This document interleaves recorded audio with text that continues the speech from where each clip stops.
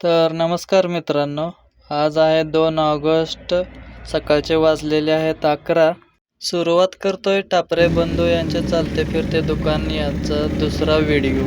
काल जिथून फोन आला होता आज पण तिथूनच फोन आला आहे, पण काल जे होतं ते आर्णी पाटी म्हणजे हायवेलाच आपलं काम होतं आणि आजच्या आहे आर्णीतून खाली गावात जाऊन आपल्याला काम करायचं असं सांगितलं होतं. ट्रॅक्टरचं मोठं टायर पंक्चर झालेलं होतं जागेवरती. चला मग मित्रांनो दाखवतो पुढे काय काय काम आहे ते. तर इथं आपल्याला रस्ता माहिती नव्हता स्टार्टिंगला, तर आपण थोडासा रस्ता हुकलो कारण त्यांनी फोनवरतीच सांगितलं होतं असं असं या म्हणून. आपल्याला ह्या शेडपासून जायचं होतं लेफ्ट साईडला, पण आपण गेलो थोडंसं सरळ पुढं.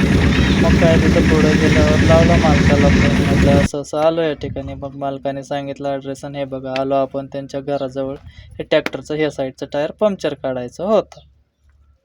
तर इथं बघितल्यावर एक लक्षात आलं की त्यांनी उसात चालण्यासाठी आतले बाहेरचे टायर आतमध्ये घेतले होते. म्हणजे बघा एक खाली तुम्हाला नळी जी दिसते आहे वॉलशीट, ते आतल्या साईडला गेलेले. मग तिथं आपल्याला काढायला येणार नाही, हवा मारायला येणार नाही, किंवा त्याच्यामधलं पाणी आहे ते सोडायला येणार नाही. त्यामुळे आपल्याला हे नट वगैरे खोलून टायर पलटी मारून बसवावं लागलं मित्रांनो. तर आहे या पोझिशनमध्ये आपल्याला पंक्चर काढायला आलं असतं. मशीनची काही गरजच पडली नसती, नट वगैरे खोलायची काही गरजच पडली नव्हती. सहसा मी टायर पंक्चर काढण्यासाठी ट्रॅक्टरचा तर टायर कधी बोल्टातून बाहेर काढत नाही. हा या पोझिशनमध्ये जाग्यावरतीच मोठं बी टायर आणि समोरचंही टायर बोल्ट न खोलता जाग्यावरच काढून पंक्चर काढतो मी.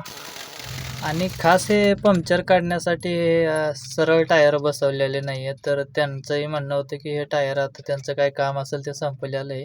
मग ते म्हटले की आता आहे त्या अगोदरच्या पोझिशनसारखे बसवून टाका, म्हणून अलीकडले असंच बसवलं आहे. पलीकडलं टायर होतं, हे जे आहे पलीकडलं टायर होतं. तर ते आपण बघा आल्यावर तुम्हाला दिसलं असेल पलीकडलं टायर पंक्चर काढायचं होतं. मग ते पलीकडलं टायर काढून मी आता अलीकडल्या साईडला बसवलेलं आहे आणि अलीकडलं टायर पलीकडे फिट केलेलं आहे. आता हे अलीकडले बी नट टाईट करून झालेले आहे ते मित्रांनो. पलीकडले नट टाईट करून झालेले आहे ते मगाशीच. सगळे बोल्ट आवळून झाल्यावर मग घेतला आपला बघा हे छन्नीन हातोडा, चालू केला आपलं ठोकायला. हे जेवढा मोठा रॉड असेल तेवढं मित्रांनो ठोकायला इझी पडते आणि टायर लवकर सुटते.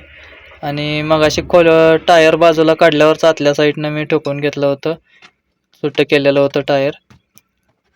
आणि पाणी टाकल्यामुळं टॉम्या अडकून राहत नाही, त्या टायरच्या गोटला कट बसत नाही. त्यामुळं प्रत्येक टायरवर ते मी पाणी मारतो मित्रांनो, कारण गोट कट होत नाही लवकर.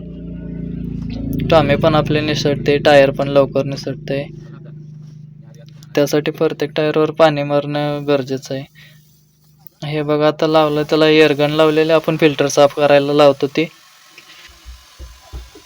त्यानं आपल्या ती वाल लावून हवा भरायचं म्हणल्यावर लई वेळ लागते. त्यामुळं डायरेक्ट गन लावून डायरेक्ट हवा भरली किंवा कशी 1 मिनटात तर हवा भरून फुल होते. कपड्यांना ट्यूबाचं पाणी साफ करायला, कारण जिथं पंक्चर आहे त्या ठिकाणी आता पाणी येणार मित्रांनो. आजचं पंक्चर हे बघा पाणी आलेलं दिसतंय. मोठ्या ट्रॅक्टरचं पाणी म्हणजे पंक्चर हुडकायचं खूप सोपी पद्धत आहे. यामध्ये ऑलरेडी पाणी असल्यामुळं काय होतं माहिती का, ज्या ठिकाणी होल आहे बारीक असं बी त्याच्यातून लगेचच पाणी येतं आणि त्या ठिकाणी आपल्याला समजून जायचं की बाबा ह्या ठिकाणी पंक्चर आहे म्हणून. छोटंसं पंक्चर होतं म्हणून ह्याला लगेच स्टिकी लावून काम ओके केलं आणि लागलो बघा पाणी काढायला. टायरात पाणी राहिलं ना, आपण असंच जर ट्यूब फिट केलं तर परत त्या वॉलशीटच्या साईडनं हे टायरात राहिलेलं पाणी बाहेर येतं. ट्यूबात पूर्ण हवा भरली की हे पाणी बाहेर यायला बघते आणि मग परत कस्टमरला वाटणार की बाबा परत पंक्चर राहिलं की काय. त्यामुळे ह्याला व्यवस्थित साफ करून घेणं पण गरजेचं आहे मित्रांनो. कपड्याने परत पाणी वगैरे सगळं पुसलं, एक वेळा हातमध्ये मारून घेतला, चेक केलं कुठे काय काटा खिळा काय पंक्चर आहे का नाही. पण या टायरमध्ये तर काही सापडलं नाही. कपड्याने पण हात मारून घेतला, परत नंतर हात असा रिकामा हात पण मध्ये हलकासा मारून घेतला, पण कुठे काही सापडलं नाही मित्रांनो. मध्ये कचरा वगैरे होता, काही थोडाफार माती वगैरे पडलेली, ते बाहेर काढून घेतली. डिक्सची नळीवरी गेलेली होती त्यामुळे तिला फिरवून खाली घेतली. आणि इथं ट्यूब धरण्यासाठी कोणी नव्हतं, एकटंच होतं. त्यामुळे मला नाहीला जाणं ट्यूब गळ्यात अडकावं लागलं. बसवून घेतला मग ट्यूब गळ्यात अडकावलं म्हणजे खाली पडत नाही ना, तर सारखं पडत राहतं, मग ते दिसणार नाही चेकनट बसवायला. चेकनट बसवून घेतला, मग कोणाच्याला बसवलं मित्रांनो ट्यूब वगैरे. व्यवस्थित फिट करावं लागतं, ना तर गुढी वगैरे पडली तर चिमटा वगैरे बसला तर परत डबल कुठा नाही तो डबल परत काढावं लागणार आहे. त्यामुळे पहिलंच करताना काळजीनं दमानं केलं तर चालतं. एखादं कस्टमर माघारी गेलं तर चालेल, पण समोर आहे त्याचं काम एकदम ओके करायला पाहिजे मित्रांनो. पाणी मारल्यामुळे टायर वगैरे निघायला तर सोपं जाते, पण आता बघा बसायला पण एकदम सोपं जातं मित्रांनो. त्यामुळे पाणी मारे जावं, शॅम्पूचं पाणी करून मारे जावं टायरमध्ये. एकटाच होता तिथं, कोणी नव्हतंच ज्या ठिकाणी काम करायला गेलं तर त्या ठिकाणी. त्यामुळे मोबाईल अडकवला होता, धरायला बी मोबाईल नव्हता. 2-3 वेळा पडला मोबाईल, पण वाचला म्हणावं लागेल. काय बसवलं लगेचच.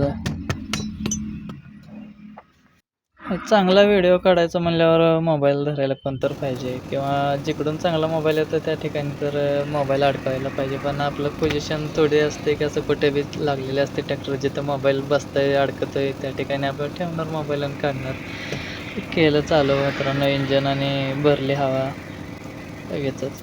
मोठं कॉम्प्रेसर असल्यामुळं जास्त वेळ लागत नाही आपल्यापाशी हवा भरायला, लगेचच होऊन जाते. म्हणजे त्यांचा जास्त काढला, परत आपला बी लावलेला होता हे उतरावून घेतले.